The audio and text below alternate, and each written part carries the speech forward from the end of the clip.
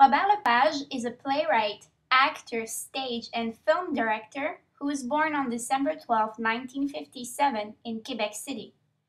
He is one of the most celebrated and honored Canadian theater artists on the international scene. He is quite known for his innovative style of mise en scène that often mixes the new media with the traditional theater conventions.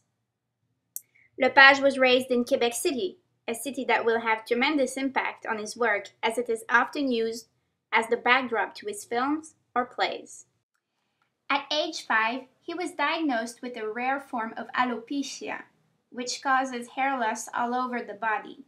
Lepage was subject of mockery from his fellow classmates because of that disease, which resulted in him struggling with severe depression as a teenager. As a young adult, Lepage turned to theater, where he found a refuge. He attended the Conservatoire d'Art Dramatique in Quebec City from 1975 to 1978.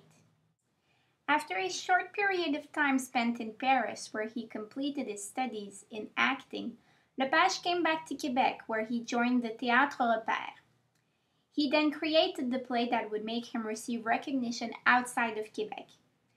This play is entitled The Dragon's Trilogy, and it was created in 1985. Then, in 1993, Robert Lepage founded a multidisciplinary production company called Ex Machina, where he still acts as an art director. With that production company, Lepage toured extensively outside of Quebec and Canada with numerous productions that received critical and popular acclaim, such as The Seven Streams of the River Ota. Created in 1994, this play is a good example of Lepage's transdisciplinary work.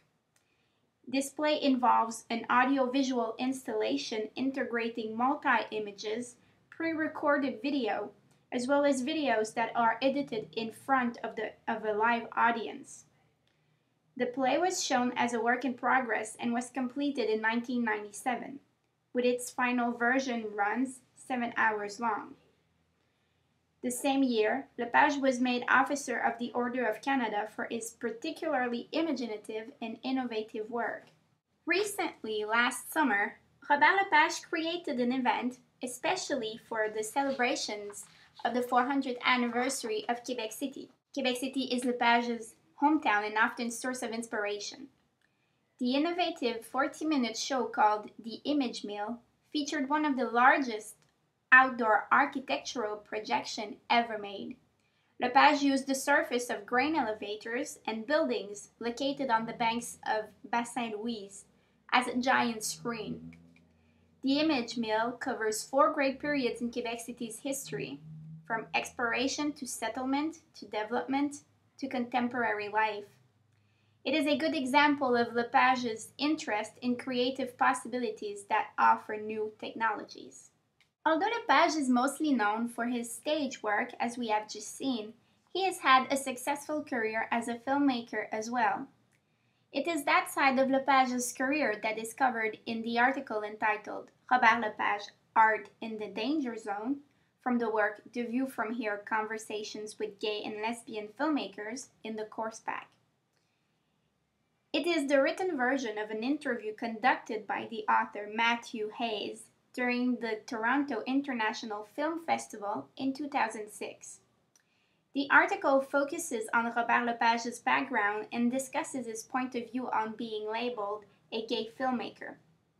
Lepage first states that he has never felt as being a part of the gay community, where he finds the desire for physical perfection that governs that community has always left him feel rejected because of his appearance.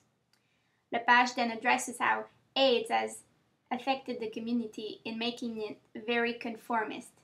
You have to look good, you have to look healthy. In his work, Lepage notes that characters are rarely gay, and if they are, it is only because it suits the story. It is not a central theme to his work. The gay content just happens.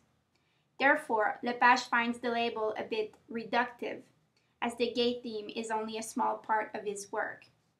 Lepage goes on to describe how in the Anglophone media the question of homosexuality is very present, more than in the French press. When asked about his role as a gay filmmaker, Lepage notes that he is a filmmaker who happens to be gay rather than a gay filmmaker. The interview in the course pack then shifts to Lepage's creative process and his thoughts on creativity. In creating whether a film or a stage show, Lepage likes to place himself in what he calls the danger zone. The act of confronting fears is crucial for Lepage's work, and I quote, "Our priorities change when we're in the danger zone. Our ego vanishes in those situations." He later says in the interview, "I think of something I'm unsure of, and then proceed to examine it. It takes time. It means taking a risk. It means having terrible opening nights, but wonderful closing nights." It is the need to put himself in this danger zone that led Lepage to filmmaking, stating that he directed his first film, Le Confessionnal, in 1995, not knowing what he was doing at all, but learning through the process of filming.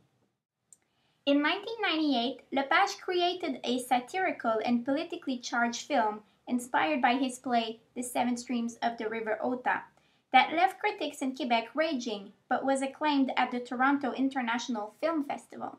Entitled No, it is set during the 1970 October crisis in Quebec when nationalist terrorists took politicians hostage in promotion to their cause, which was the independence and separation of Quebec from the rest of Canada. The film was not well received by the Quebec critics, who thought the comedic tone of the film didn't suit the serious subject matter. The title is a pun which reflects the narrative structure of the film, linking the 1980 referendum, where the option no won, to the traditional Japanese theater no. The short clip that I will show to you is the most political and possibly the most comedic scene of the film No. It is a cult scene among actors and actresses in Quebec because it says very explicitly what many Quebec artists in the 1970s were feeling at the time. Not enough recognition towards their own work, the work of the colonized, as it is said in the clip, and more praise at the time was given to French art. The scene, which features Sophie, an actress, as she dines with the Canadian ambassador and his wife right after a representation of the play in which she was cast. The ambassador and his chatty wife become uncomfortable as Sophie confronts them on the poor quality of the play. Sophie talks about how ridiculous it is that a bad French play from France, played by Quebec actors using a French accent, represents Canada at the Universal Exhibition in Osaka, Japan. Sophie later repeats the famous declaration by Général de Gaulle, "Long live free Quebec," adding a more personal touch to the quote.